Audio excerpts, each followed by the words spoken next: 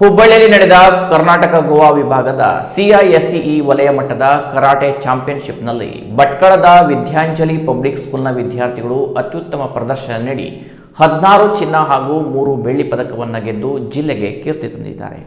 July 17ರಂದು ಹುಬ್ಬಳ್ಳಿಯ ವೇದ international ಶಾಲೆಯಲ್ಲಿ ನಡೆದ ಈ ವಲಯ ಮಟ್ಟದ ಕರಾಟೆ ಪಂದ್ಯಾವಳಿಯಲ್ಲಿ ವಿವಿಧ ಶಾಲೆಗಳ ವಿದ್ಯಾರ್ಥಿಗಳು ಭಾಗವಹಿಸಿದ್ರು. ಸ್ಪರ್ಧೆಯಲ್ಲಿ ಪ್ರಥಮ ಸ್ಥಾನ ಪಡೆದ ಎಲ್ಲ ವಿದ್ಯಾರ್ಥಿಗಳು ರಾಜ್ಯ ಮಟ್ಟದ ಸಿಐಎಸ್ಸಿಇ ಕರಾಟೆ ಪಂದ್ಯಾವಳಿಗೆ ಆಯ್ಕೆಯಾಗಿದ್ದಾರೆ.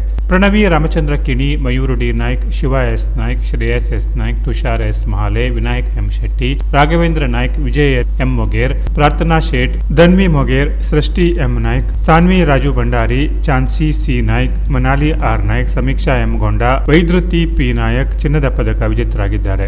ವೇದಾಂತ ಮಹಾಲೆ, ಪರಿಣ್ ನಾಯ್ಕ್ ಹಾಗೂ ಸಮರ್ಥ್ ಎಂ ಬೆಳ್ಳಿ ಪದಕ ಪಡೆದಿದ್ದಾರೆ. ವಿಜೇತ ವಿದ್ಯಾರ್ಥಿಗಳಿಗೆ 3 ನಾಗಶ್ರೀ ಮಾರ್ಷಲ್ ಆರ್ಟ್ನಲ್ಲಿ ಹಾಗೂ ಉಳಿದವರು ಶೋಟೋಕಾನ್ ಕರಾಟೆ ಸಂಸ್ಥೆಯಲ್ಲಿ ತರಬೇತಿ ಪಡೆದಿದ್ದಾರೆ. ವೇದ ಇಂಟರ್ನ್ಯಾಷನಲ್ ಶಾಲೆಯ ಉಪಾಧ್ಯಕ್ಷ ಪರಮೇಶ್ ಕಟೀಲ ಹಾಗೂ ಬ್ಲೂಮಿಂಗ್ ಬರ್ಡ್ಸ್ ಶಾಲೆಯ ಪ್ರಾಂಶುಪಾಲೆ, ವಲಯ ಸಂಯೋಜಕಿ ಸುಷ್ಮಾ ಚಾಮರಿ ಮಠ ವಿಜೇತರಿಗೆ ಬಹುಮಾನ ನೀಡಿ ಗೌರವಿಸಿದರು.